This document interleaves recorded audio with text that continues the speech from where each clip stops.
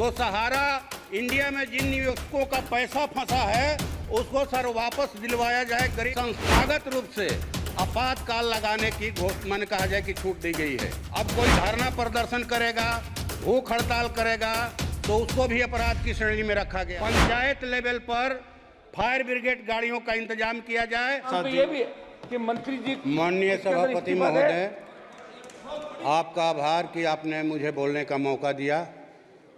मैं अपने पार्टी महासचिव कॉमरेड दीपांकर भट्टाचार्य और भोजपुर की महान जनता का भी आभार व्यक्त करता हूं कि उन्होंने चुन करके मुझे यहां लोकतंत्र के इस सबसे ऊंचे मंदिर में भेजा।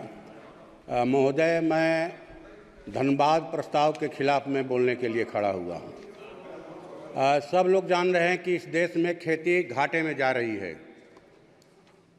बढ़ते महंगाई के कारण, लागत सामग्रियों के कारण खेती में किसानों को घाटा हो रहा है और जिन भूधारी किसानों के पास या भूस्वामियों के पास रोजगार का दूसरा विकल्प है, वो खेती नहीं करना चाहते, वो अपनी खेती बटाई पर लगा रहे हैं, मनी पर दे रहे हैं, पट्टे पर दे रहे हैं।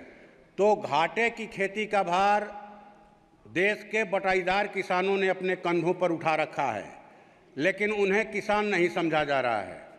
जो कृषि बजट है हजारों करोड़ का, उसका लाभ उनको पहचान पत्र के अभाव में नहीं मिल रहा है। इसलिए मैं आपके माध्यम से सरकार से गुजारिश करूंगा कि जॉब कार्ड की तर्ज पर वो बटाईदार किसानों को पहचान पत्र दें ताकि उन्हें भी कृषि की हर सुविधा मिले और देश की खेती में उनका उत्साह बढ़े।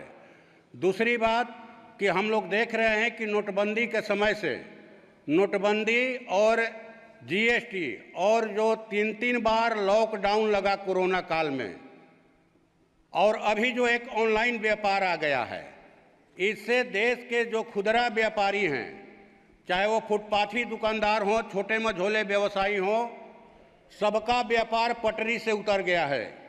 तो मैं आपसे, आपके माध्यम से सरकार से मांग करूंगा कि देश के खुदरा व्यापारियों की सामग्रिक विकास के लिए देश में व्यावसायिक आयोग का गठन किया जाए।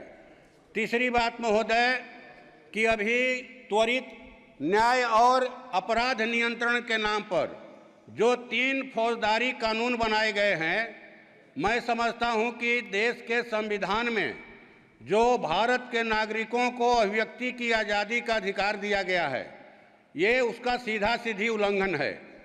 ये उल्लंघन ही नहीं है, बल्कि देश को कहा जाए कि पुलिस राज में तब्दील करने का एक तरह से षड्यंत्र है और पुलिस को अस्थायी तौर पर कहा जाए कि संस्थागत रूप से आपातकाल लगाने की मैंने कहा जाए कि छूट दी गई है। अब कोई धरना प्रदर्शन करेगा, भूख हड़ताल करेगा तो उसको भी अपराध की श्रेणी में रखा गया है और अपराधियों की तरह उनको भी सजा मिलेगी।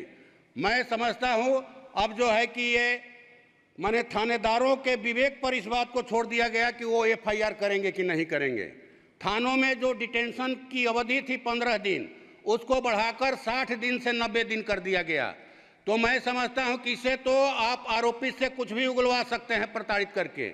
इसलिए इस कानून को फिर से सदन के पटल पर रखा जाए, इस पर पुनर्विचार हो और जो है मैंने कहा जाए कि इसको मैंने जो जरूरी राय सुझाव आए उसके आधार पर इसको आगे बढ़ाया जाए। और हमारे यहाँ खेती जो है सोन नहरों के आधार पर होती है। जिले के दक्षिणी इलाके में सोन नहरें हैं जो करीब 150 साल पुरानी हो गई हैं। उन नहरों का पक्कीकरण करवाया जाए और बिहार, झारखंड और उत्तर प्रदेश सरकारों के बीच में हमारे यहाँ सोन नदी में कदवन जलाशय अटका हुआ है। इसके लिए सरकार पहल करके उस कदवन जलाशय योजना को पूरा कराए। हमारे यहाँ जिले के दक्षिण उत्तरी इलाके में सर गंगा नदी है। गंगा नदी के किनारे जो गांव बसे हैं, हर हमेशा उनमें कटाव होता है। तो कटाव के रोकथाम के लिए ठोकर बांध का निर्माण किया जाए और भयानक आगलगी होती है। पंचायत लेवल पर फायर ब्रिगेड गाड़ियों का इंतजाम किया जाए। मैं आपके माध्यम से सरकार से ये मांग करता हूं। और जो है आपको ये जो सहारा इंडिया में हमारे यहाँ तो सर जी आप बस खत्म कर रहे हैं सर। सहारा इंडिया में गरीबों का भारी पैसा फंसा हुआ लोग अपने बच्चों के भविष्य के लिए, शादी विवाह के लिए, और हमारे माननीय गृह मंत्री जी ने भी आश्वासन दिया था कि हम पैसा दिलवाएंगे। तो सहारा इंडिया में जिन निवेशकों का पैसा फंसा है उसको सर वापस दिलवाया जाए। गरीब बेसब्री से इंतजार कर रहे हैं। आपका बहुत बहुत धन्यवाद, आपने बोलने का मौका दिया। Thank you.